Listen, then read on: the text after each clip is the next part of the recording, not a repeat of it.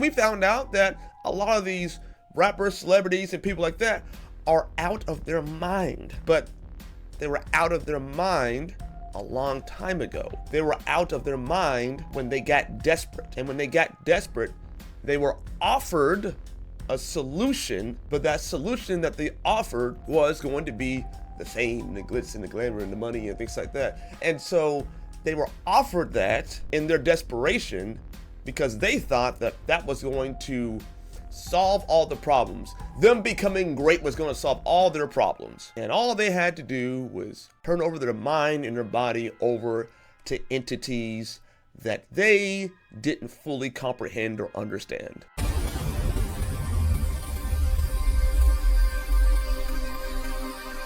Well, how diddly dee, everyone? It's old Jigga Man, something like that. Okay, so I am going to be telling you again about desperation and how desperation is actually a currency for the occult. Okay, now desperation is very, very interesting. And a lot of times, desperation is created by people who are at the very, very top in order to get people desperate or into a desperate situation to get them to do something, right? So a lot of times, even our economy depends on desperation in terms of the larger purchases, right? So if someone has a big problem, right? The big problem, the tremendously huge problems that you've never seen before. Problems that you've never seen before, tremendous problems that you don't even have the capacity to really understand. So there's these huge problems. And so when you're giving over into that mindset, you're like, I will do anything in order to, and then there you go. I will pay anything or there you go. Now, the best, maybe not the best, but the really good solution to this is going to be if you're a business owner. You know, here's a business I have right here. Like, if you're a business owner, then when someone is desperate like that, rather than taking advantage of them, you give them a solution. And give them a solution, and so there might be a trade for that solution, or there might be just the solution itself. And then later on, when you want to disperse and expand your business, you give larger and larger amounts of information, and then that information might turn into a greater opportunity to monetize that, and that monetization actually increases your range. You know, there's only so much you can do and only so far you can go with $0. But once you start collecting that money, you can manufacture and start doing bigger and bigger things for more people. So desperation is something that everyone at some point in time is going to encounter or are always encountering on a daily basis, but to different areas of their life, right? So desperation is just kind of a result of a fallen world that has little g gods making you even more desperate. But don't get ahead of myself right now. So when it comes to this sort of stuff, then the worst of the worst are people who take advantage of your desperation, who are feigning a solution in order to get you into something, not to suck up money or whatever, but to suck up like souls. That's the worst. Because if you keep on thinking that desperation is only here to get your money, is like, that means that you value money too much. Money is a sort of God. That's the only thing you can think about. You're on money too much. Because people like that can be offered money for their soul. You see what I'm saying?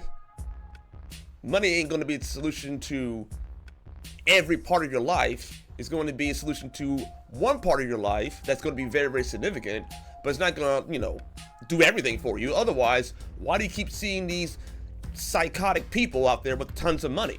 They're all over Hollywood, and before, they could get away with it. They could absolutely get away with all the effery that they did because they had the publicists and the PR to cover it up. But now we're in the internet age. We're in the information age. Now everything's local. So, when so-and-so does something crazy, you're going to know about it. There's cameras everywhere on your phone that you're filming. It's a wrap. And we found out that a lot of these rappers, celebrities, and people like that are out of their mind. But they were out of their mind a long time ago. They were out of their mind when they got desperate. And when they got desperate, they were offered a solution, but that solution that they offered was going to be the fame and the glitz and the glamour and the money and things like that. And so they were offered that in their desperation because they thought that that was going to solve all the problems. Them becoming great was going to solve all their problems. And all they had to do was turn over their mind and their body over to entities that they didn't fully comprehend or understand. There was these terms called buck breaking within, there's this document, these Lynch documents. There's controversy about whether or not they were legit or not. One person says that they are, but it talks about this slavery. It's like a slavery manifesto about how to keep and maintain slaves and keep them psychologically. It's really kind of foul. But one of them talks about buck breaking, and the buck breaking is basically where you perform a same-sex act on a male in front of the other males in order to be like, yeah, I'm going to treat you like a woman, demasculate you, that sort of thing. Now, this is also a big practice within the occult itself. They don't call it buck breaking. They more or less are talking about how this is about joining in fusion in terms of becoming man and woman. Becoming the one entity is a big deal. Having both male and female characteristics. Becoming that is an occultic idea of merging the two genders together, as in spirit and in body, in order to become this new person, this new type of person, transhumanism, So that's the first, idea of what transhumanism even is. It's the bedrock. It's like the foundational part of it. And so in those occultic practices, when you're desperate, then the spirits come for you. And when the spirits come for you, that is when you need to do the first step. And the first step is usually going to be tearing down the structures of how Yahweh, the God of Abraham, Isaac, and Jacob, Abraham, like that God who is in his form of Christ Jesus, as the final judge, as the manifestation of who he is and all that he is. You tear down those structures even to the biology of male and female. And when you tear down those structures, you tear down more and more of what we would call traditional structure, biological structure. Because you can look at nature as God's referee, right? If nature don't like it, it kicks it out and not much you can do about it. But if you are trying to go against the idea of God, in terms of that God, who they would maybe view as the demiurge, the evil God of the Old Testament. That's how they would view it. Why? Because he told you not to do things that are going to kill you. Isn't that just awful? Anyway, so it's kind of like the idea of, well, obviously I can't sin, so therefore I'm just going to keep on sinning, and then I will construct a new person where sin is a-okay, and therefore sin won't be evil anymore because I'll just kick God out of his position. It's like, you can try that. So these are the ideas of a lot of the occultic practices. So it's about making you desperate to where you start saying that, do I really need God that way? Do I need his structure that way? Do I really need to hold on to the idea of maintaining and keeping my sexuality? Do I really need? And so These are the steps into that desperation, where that desperation becomes a currency. Desperation is currency for the occult, for evil people. It's a desperation, it's a currency for them. That's why they're very interested in you having and then possibly losing. And they throw the scenario of you possibly losing at you. And the solution is to creep in there these ideas of, hey, you know what? You're God. That is the idea. You have all the power. See that? You took this thing that I told you to do, and then you built yourself up. And so now, why are you sitting there praying when you need to just take more control over who you are? And so then you have the ideas of, hey, why don't you take control of even your sexuality? Take control of these traditions. Buck against the system completely, even to the point of you're bucking against God himself. Because you're the one that did this. You created this. You're the guy. You're the one. You're that gal. And really all this is just all in Genesis chapter 1 through 3. That the flesh wants to be God. That's the first temptation, is to be God. Is to have the title of the one who is judge, jury, and executioner. The one that is completely sovereign unto himself. That's all that it is. It's just different versions of that. Nothing's new under the sun. It's not even that deep. But your flesh is crying and screaming and kicking to take the title. And your spirit, which is the breath of God himself, is crying to go towards him. This is the conflict. And your mind is interpreting these two realities. But one is not conscious until you come to Christ. That's your spirit. So God draws men to himself by his own power, by his own wisdom, by his own everything. People don't like that. But if you make it about you, that goes back into you being God, to the fact that, well, I'm the kind of person that God would look at because I think this way. And because I think this way, you can think this way too. And you see that? Goes right back into it. God's sovereign. He's sovereign. He don't need nothing else. He's fulfilled within himself. What he's given to us was just a mercy, and a huge mercy. A joy to know who he is, because he is infinitely, completely, and totally comprised of goodness, mercy, love, joy, peace, good work. And here you are, so desperate that you missed that. So desperate that there have been these occultic entities in government, in the tech industries. Look at what they're doing especially in the entertainment and media industry. Why do you think all these people are so weird? And that's coming from me. Why do you think these people are so weird? Not like weird as in goofy, like I'm always goofy, but weird as in you're weird. In the uncomfortable way.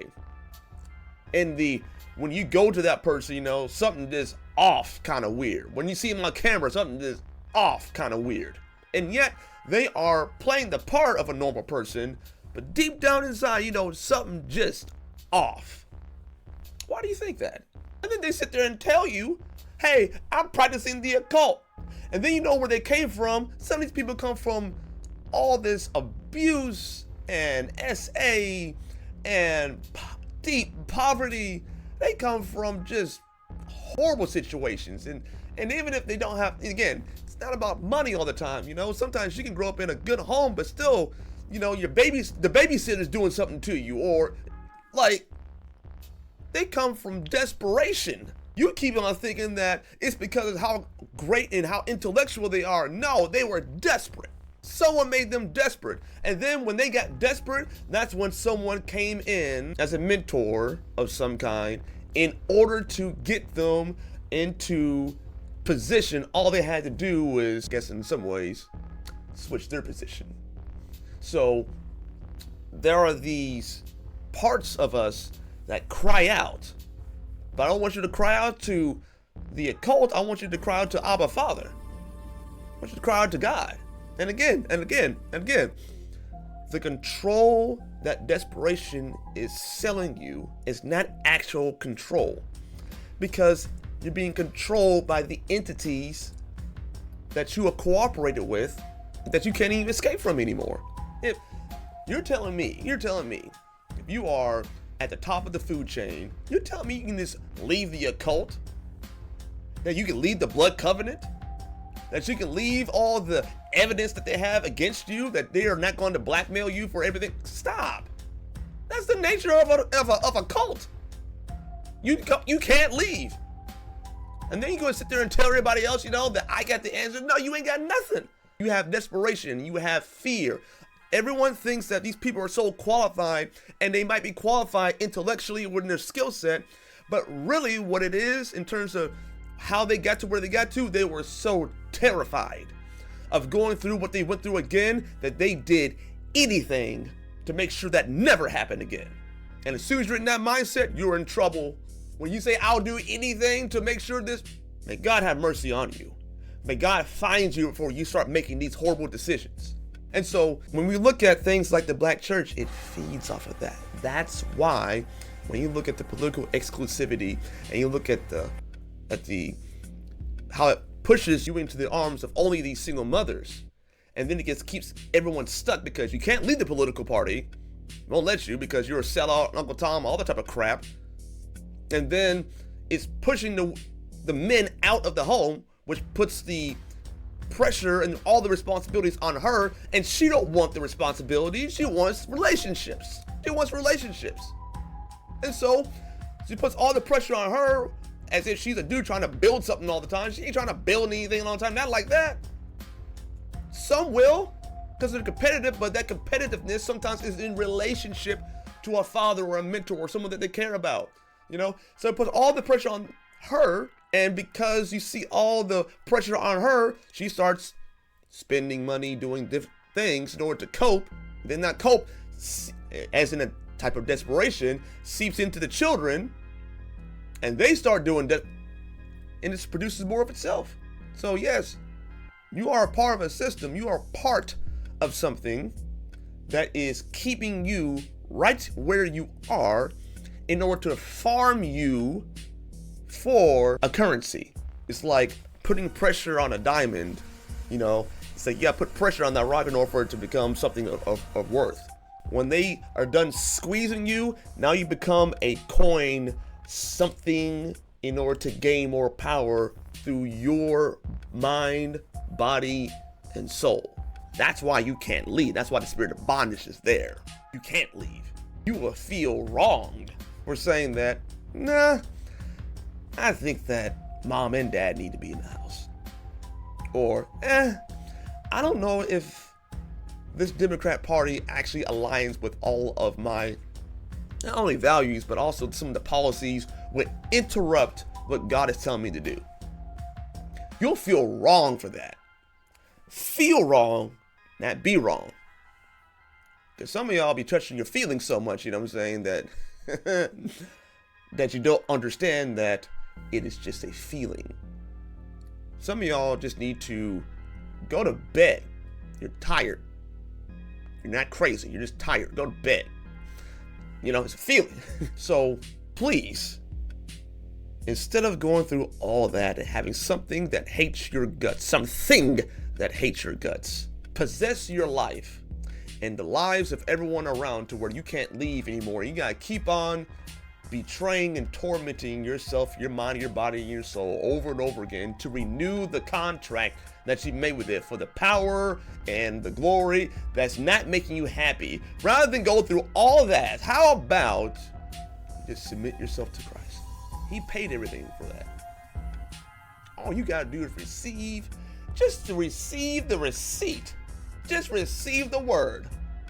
Just take the receipt. You ain't have to pay nothing, because what are you gonna give to God in terms of a worthy payment? He created everything. It's all his. How about you just take the receipt, bruh, for what he did? Some of y'all like, I don't want to look weak. This is what's making you weak. You're not bold for standing in the ring, getting punched out all the time, you know what I'm saying? While you watch your family, watch you get punched on all day long. Like, no, this isn't good. Don't do that to people that love you, that are praying for you. You ain't strong, you ain't tough. You're so weak. You're so weak that your ego is worth more than your family and your friends. For them to even see you come up, your ego is so big that you're too weak to even take criticism, to take a little bit of a reflection in the mirror. You're so weak you can't even do that. And you can posture all day long. Posturing can get you pretty far, but it won't keep you. That I've seen, and I promise you, posturing ain't gonna keep you, homie. But you can try. They always do. You can definitely try. I just would not recommend it. I think it's much more marvelous type of proposition if you were to simply come to Christ, acknowledge that sin, believe that he paid it, and that it is enough that he did. Stop trying to get into heaven. Get to the kingdom, get to God, get to he who is worthy through he who is worthy. And from there, listen to the assignment that God has on your life and go do it. Because you going back and forth to church all day long, that ain't the assignment. That's the fellowship to edify you while you're on the assignment. Because you're going to need the edification because they're coming for you. And they're going to try to make you desperate also. So that you will bend the knee and acquiesce and come over to their side. Especially you start speaking the truth. My truth? No, the truth. The truth is Christ and what he has instituted from the very beginning in terms of how things actually work. He is the truth. So when you start speaking that stuff and it sounds a little bit too, what they would say, traditional, just know what time it is. That's all. Don't be confused. All right, y'all. Look at the sun come in as I'm speaking this truth, speaking the truth of God. Glory be to God. All right. Love y'all very much. I'll talk to you in remix. Toodles.